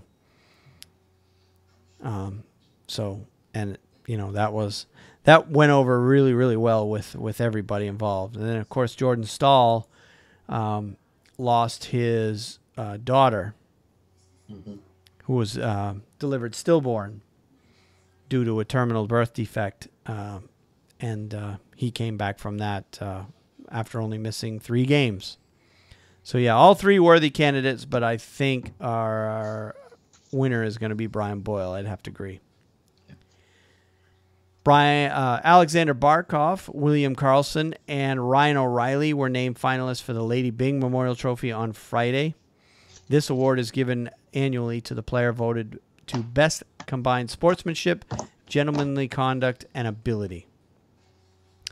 Barkov had 78 points, but only had 7 minor penalties all year, no majors. Karlsson had 43 goals this year with the Vegas Golden Knights, and he led the league with a plus 49, and he only had 12 penalty minutes, so 6 minors. But this last one's probably most impressive to me anyway. Ryan O'Reilly had 61 points and won 1,274 faceoffs, the most by any player since the NHL began tracking the stat in 97-98. O'Reilly is regarded as being the best faceoff guy in the league, even better than Bergeron. And He went through the entire season doing all that by just getting one minor penalty all year. Yeah, that's unbelievable. Yeah, I think he's going to win it. So, and then finally this week, and this one was announced right after we finished podcasting last week, Victor Hedman, PK Subban, and Drew Doughty are your Norris Trophy candidates. And, of course, Norris Trophy is the award going to Best Defenseman.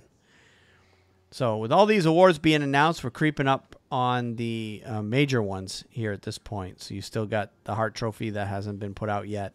I'm trying to think of the others that haven't been announced. That may be the only one left. Yep. They got the Jack Adams. It's out. Yep. Incidentally, who do you think is going to win the Norris Trophy, Wayne? I think this is Hedman's year. I think they're going to give it to him. Yeah. I really do. I think Victor Hedman's going to win it this year. Yep, he's had a great season. Yep. And I would probably put Drew Doughty as the second Yep. runner-up on that one. Yep. All right, so that's it for news stories around the league, unless you have any you want to add to it. No, that's very good, Wayne. I think you. All right, so we're on to the power ranking already. Yes. And you know what, Wayne? It's my turn this week. It is. On the power rankings. Did this one a little differently than normal. There's no reason to have an honorable mention because the season ended on April 11th, so there is no team on the outside looking in. You have your 16 playoff teams, and this might be the last time where we have 16 teams. From now on, there will only be 8. So, without any further ado, here is my 16-1. Number 16, the Anaheim Ducks. Number 15, the Los Angeles Kings. Number 14, the New Jersey Devils. And they're very lucky to get 14. Mm-hmm. Number 13, the Minnesota Wild. Number 12, the Philadelphia Flyers. Number 11, the Columbus Blue Jackets.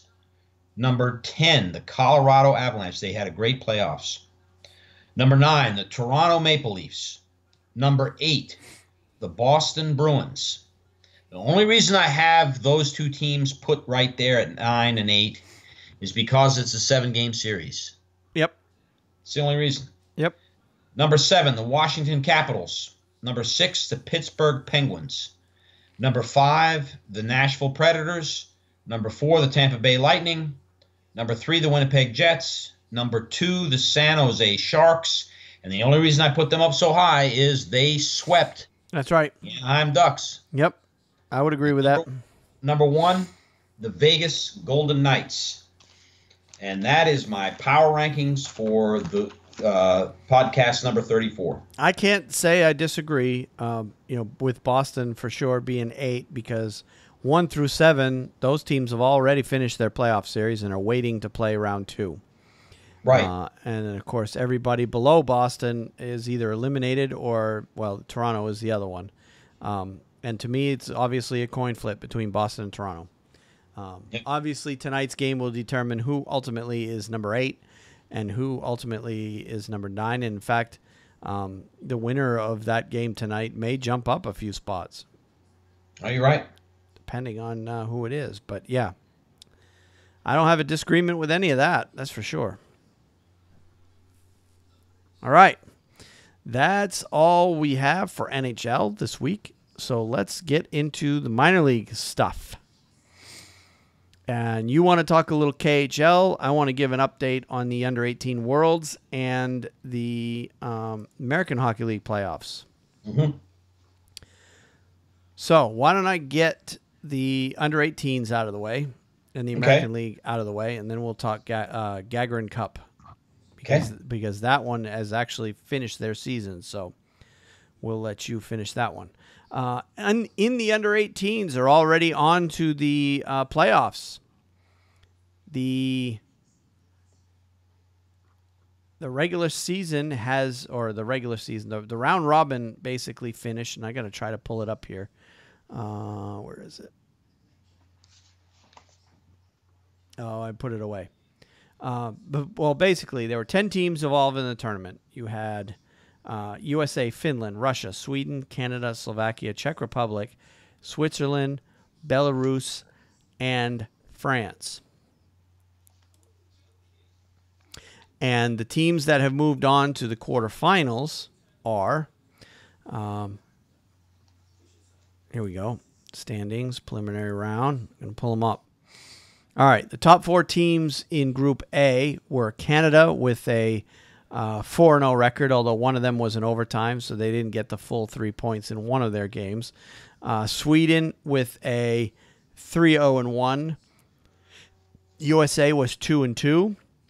And Belarus was 1-3. They advance. Switzerland is out of Pool A and will play in the relegation round. And they went 0-4. In Group B, Finland won the pool with a 4-0 record. Perfect 4 regulation wins. Followed by Russia, who ends up 2-1-1. I'm sorry, 3-1. They had 2 regulation wins, 1 overtime win. So 3-1 for Russia. Slovakia ends up with 2-1-1. I'm sorry.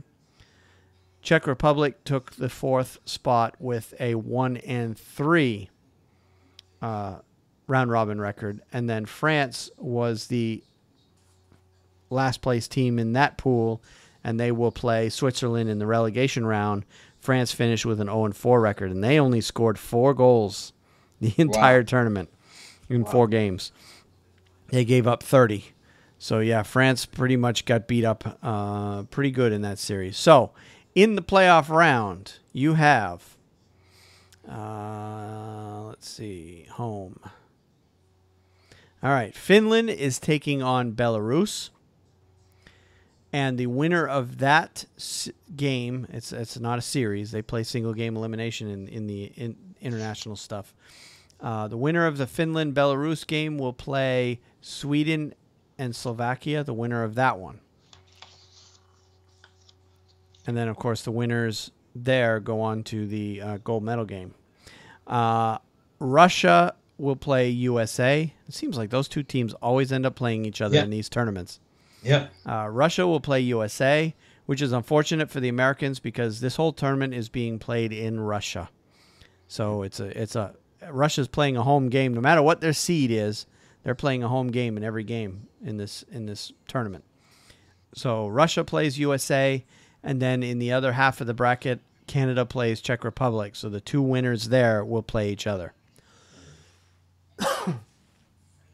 And Canada has been rolling over everybody, so I expect Canada to beat the Czechs.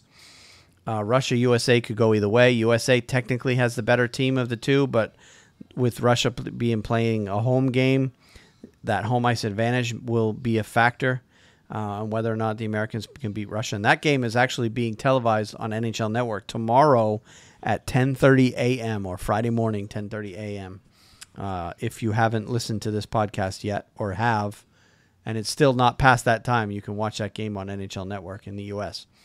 And then I would expect Sweden to beat Slovakia and Finland to beat Belarus. So it's setting up for a possibility of Sweden, Finland, and USA, Canada, which would be a fun Final Four.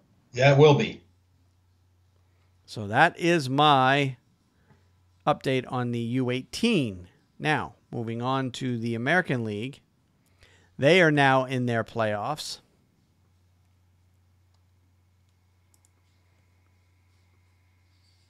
And we have first round going underway in the American Hockey League playoffs. And, of course, in the American League, the first round is a 5-game series, not 7. Mm-hmm. Which I believe they play a 2-2-1 format. Yes. Which is 2 games in one city, 2 games in the other city. And then if there's a 5th game necessary, they go back to the city that opened the series up. So, right now in round 1, Lehigh Valley is playing Providence, and that series is tied 1-1. Wilkes-Barre Scranton, which is the Penguins affiliate, is playing the Charlotte Checkers, who's the Hurricanes affiliate, and that series right now is 2-0 Checkers, and they're headed to Wilkes-Barre for games 3 and 4. Lehigh Valley, of course, is the Philadelphia Flyers, I believe. Mm-hmm. Against the Boston Bruins, which is or Providence Bruins, which is the Boston Bruins affiliate. and that one is heading to Lehigh Valley, tied at 1. Toronto Marlies, who is the Maple Leafs affiliate, is playing the Utica Comets, which is the Vancouver Canucks. And that series right now is 2-0 Marlies, and they're going to Toronto. So Utica's in trouble in that one. Yep. And the Marlies are one of the best teams in the AHL. Yep. If not the best team. Yep, they are. How did they end up with playing on the road in that series? They just didn't do well enough in the regular season, I guess. And then in the final series in the East, the Syracuse Crunch, who's the Tampa Bay affiliate, is playing the Rochester Americans, who, is they still the Rangers? No, the Rochester Americans are the Buffalo Sabres. That's right, the Buffalo Sabres. They used to be the Rangers. And that series is at 2-0 for Syracuse, and the series is heading to Syracuse for the next 2 games. So Rochester is definitely in big trouble in that series. Heading out west, you have the Chicago Wolves playing the Rockford Ice Hogs, and Rockford has the 2-0 series lead in that one, as that series is headed out to Chicago. The Grand Rapids Griffins and the Manitoba Moose are tied at a game apiece, with the series heading out to Grand Rapids. The Tucson Roadrunners are also tied 1-1 in their series with the San Jose Barracuda, and that series is headed to Tucson for the next 2 games. And then the only series in the American Hockey League that's actually complete, the Texas Stars beat the Ontario Reign 3-1 in that series. That series is over. Very good. So it's funny how that series has already played 4 games, where every other series has played just 2. Right, that is funny. I would have thought, I could see him playing a 3rd game, but I guess they got started earlier. Yep. So yeah, that series is done, and basically Texas is sitting in waiting. And of course, the American Hockey League teams that make the playoffs get a little bit of a boost from their National Hockey League team if that National Hockey League team is eliminated. Because the first thing they do, and I know the Charlotte Checkers did it because I saw the transactions, soon as the Carolina Hurricanes season ended, they sent 2 or 3 players down. Players that are still young enough to be able to pass through waivers without, or be sent down without having to go through waivers. Mm-hmm. Those players are being sent down to their respective American League teams. So some of these teams, even though they may have had a better regular season or a worse regular season, are getting a boost from their NHL team by getting a couple of prospects that were up in the NHL at the time that the season ended. So that always happens in the American League. So American League is always unpredictable. So there's your American Hockey League update.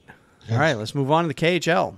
Very good, Wayne. The KHL, as you know, they were in the Gagarin Cup playoffs last week. That ended on Sunday night. And I actually saw a picture of Justin Acevedo. We talked about him earlier on this podcast. He is the star for Akbars, drinking from the Gagarin Cup. I don't know whether it's champagne or beer or whatever it was, but that's a whole different thing than the Stanley Cup, which has that small bowl at the top. Yep. The Gagarin Cup is that. I mean, it's all cup. And they had that thing filled up, man. He was having a good time. Yep. But anyways, I wanted to this article is taken right off the KHL website, and it is entitled "A Great Show: Akbars Wins." The 10th anniversary season of the Continental Hockey League reached its climax on Sunday in Kazan, where Akbars won its 4th and decisive victory in the final series, thus clinching a 4-1 win over CSKA Moscow, and becoming a 3-time winner, the first 3-time winner of the Gagarin Cup, an achievement unmatched in the KHL. After the Hooters signaled the end of the game, KHL president Dmitry Chernyshenko shared his thoughts on the league's Jubilee season and congratulated the Kazan club on its victory. We had a wonderful final, and it is fitting that we had sent a puck and a replica of the trophy on a journey into space. This was a fascinating, action-packed season, which included our first ever open-air games in Helsinki and Riga, 2 epic 7-game match series in the Gagarin Cup playoffs, and some unexpected names qualifying for the knockout stage. There were many new breakthroughs and many brilliant moments that will linger long in the memory. The final turned out to be another surprise, considering so few correctly predicted the eventual winner. Nevertheless, this is why we love our great game so much, for its unpredictable nature, even though the best team always wins in the end. As a result, the spectators, viewers, and all the fans can be considered winners too, as it is they who benefit greatly from the drama. Of course, it is surprising to some that after 8 years, the trophy has returned to Tatarstan. The whole republic is now rejoicing, and no wonder, becoming the only club in the league to have won 3 Gagarin Cups is cause for great celebration. Akbars fully deserve this moment of glory, and we should also thank and praise the fans in Kazan. If only every hockey game at every arena had so many parents and children with such a passion for the game. They created just the kind of special atmosphere we need, and we congratulate every one of them. Of course, from a commercial and marketing standpoint, we would have been happier if the final series had continued so that we could all enjoy the full 7 games. However, here in Tatarstan, everyone was cheering for a swift victory. The opponent in the final, CSKA, is the club whose players provided the backbone of our heroic gold medal winning roster at the 2018 Winter Olympics, and they made a great contribution to the prestige of our country. CSKA tried its hardest to win, and the players battled courageously. You can see how much respect the opponent has earned from these wonderful fans here at the stadium. Being a gracious winner is also something to be extremely proud of, and it sets a fine example to others. Once again, many thanks to Kazan. The next season will be an interesting one, as we are entering an era of facing new realities. We will have financial fair play. 3 clubs are currently undergoing a financial audit, and we will be gradually lowering the wages cap. This will lead to a more even distribution of star players among the clubs and throughout the league. It will raise the level of competition and attract more youngsters. You will see this come true, and I hope you remember my words. The game will become even more exciting. So from the president of the KHL, I think you can see that they tried to play up the fact that it was a surprising outcome. Yeah, it certainly was. I don't think people would have picked Akbars to win, although they have had great success in the KHL. And, you know, if you're going to pick your top 5 teams that have the potential of winning, you'd have to put them in it. But that was a surprising win this year. It really was. I didn't give them a chance. Yeah, because we thought the West would win. We had seen all kinds of reports that, you know, SKA and CSKA with their inflated payrolls, where those 2 teams were essentially the only 2 teams allowed to go past the salary cap that they have instituted there, and you know, both those teams were loaded with players. Yeah.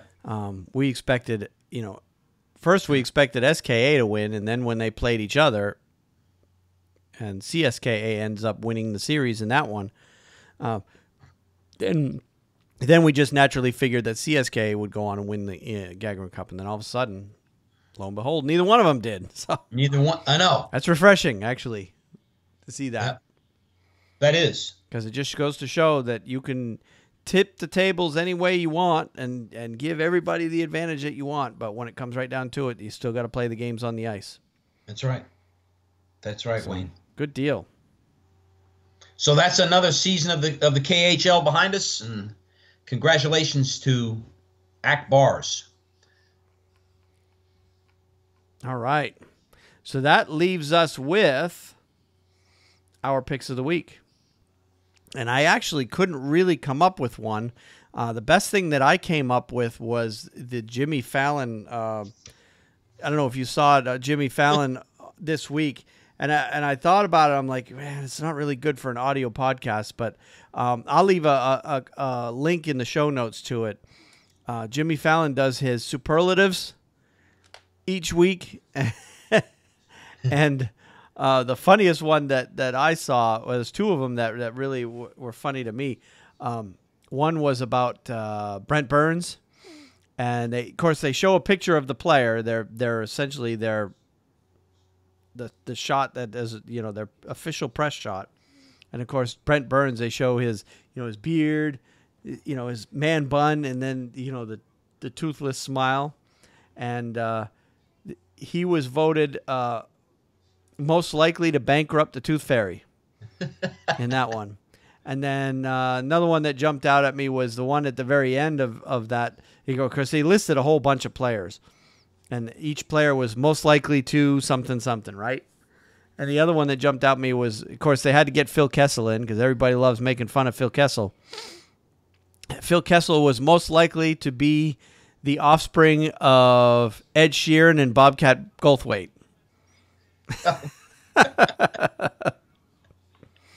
So those of you who don't know who Bobcat Goldthwait is, if you know what he looks like, yeah, I can see it. Ed Sheeran and Bobcat Goldthwait had a kid. It would look just like Phil Kessel. So that was the best thing I could come up with for pick of the week, for me anyway. But it's hard to do that on an audio podcast because you really got to see the pictures to get the jokes on that stuff. That's good, though. Yep. What was yours? I'm trying to wrap my mind around Bobcat Goldthwait. He does have a likeness. I'll give you that. Yep. To Phil Kessel. Listen, my pick of the week, Wayne. I actually picked it early on in the week. I went through, as a Rangers fan, I went through a lot of wonderful post-game meetings that John Tortorella had with the press, and memorable press conferences they were. Certainly memorable. Tortorella has had a lot of really good ones. I can remember him really putting Joe Thornton in his place on one of them.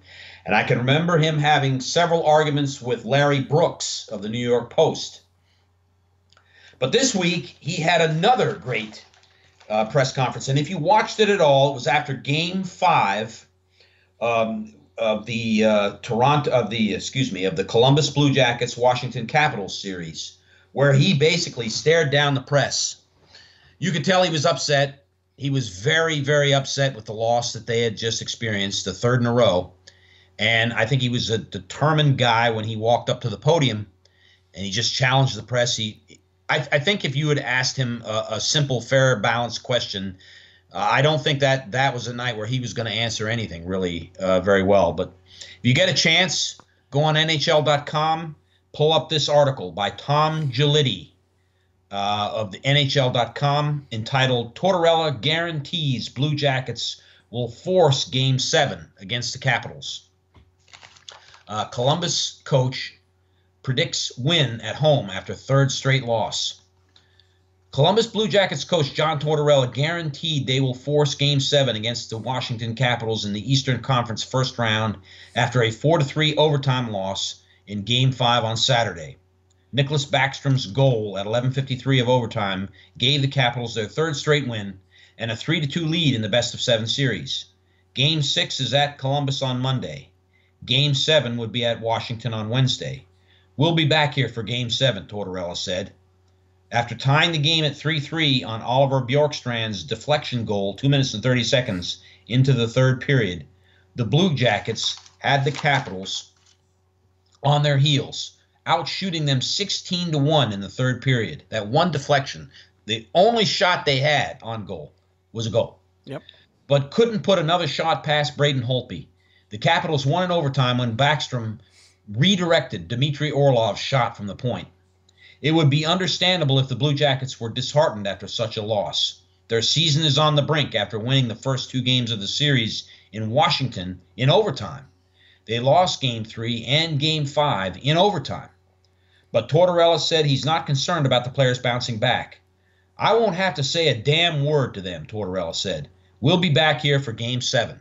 And this was to a Washington press corps. You got to see it. It really was a very good press conference. Capitals captain Alex Ovechkin made a similar prediction after Washington lost 5-4 in overtime in Game 2, saying they would win Game 3 and Game 4 at Columbus and return home for Game 5 with the series tied 2-2, which the Capitals did. So Alex Ovechkin pulls off the Mark Messier and wins 2 games. Tortorella didn't. Now it's the Blue Jackets' turn to back up Tortorella's words. Well, what else are you going to say, Capitals coach Barry Trotz said. That's good.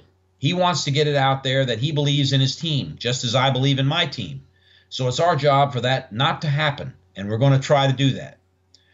Our backs are against the wall, right? Blue Jackets captain Nick Foligno said. If you can't play your best game come Monday, then that's disappointing.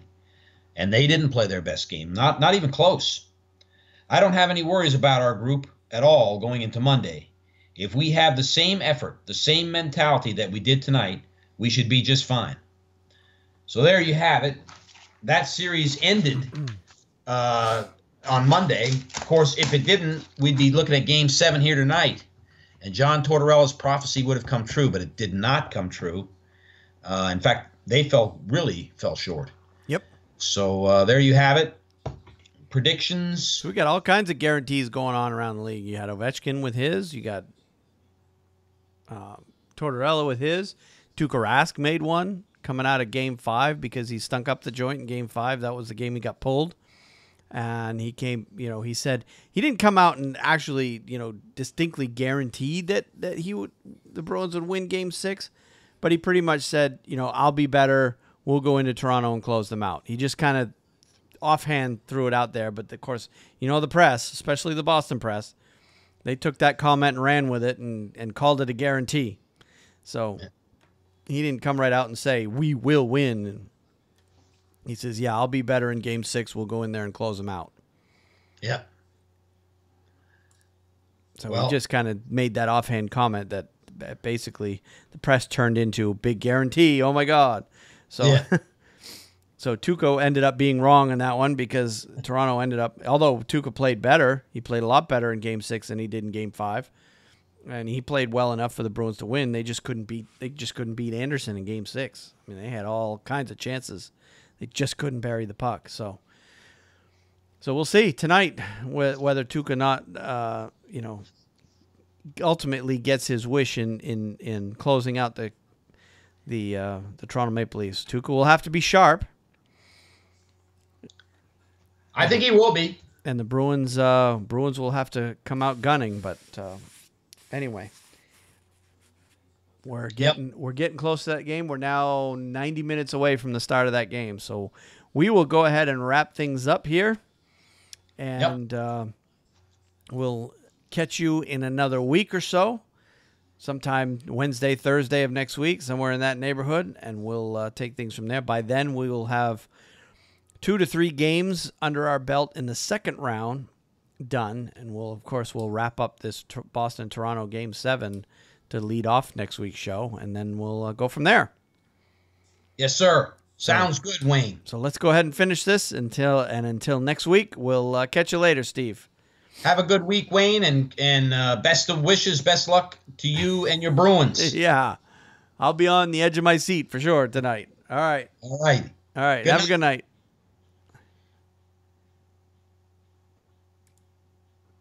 Yeah, the NHL Network is definitely got all their focus right now on Boston Garden. Oh, yeah. It's a showcase night for them, you know. Oh, the whole hockey world will be watching this one game. Oh yeah, yeah. It's gonna be. Every, every NHL player not playing for the Leafs or Toronto or Boston is going to be watching this game. Get some popcorn and Yep. watching the game tonight. No doubt about it. Yep. For sure. And it'll be a good one too, I'm sure. It'll be a good one. Let's hope so. Let's hope it's a 5-0 win for Boston. Yeah. No offense to Toronto fans, but yeah. All right.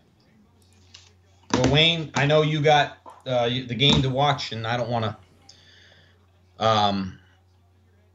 I need to come see you because I have some money and I want to help you with the podcast expense. So one night, I don't know if it's going to happen this week because I'm driving the Greensboro route and I am up at the crack of dawn because God, I can't believe what time they start things off. But oh yeah, 3 o'clock in the morning.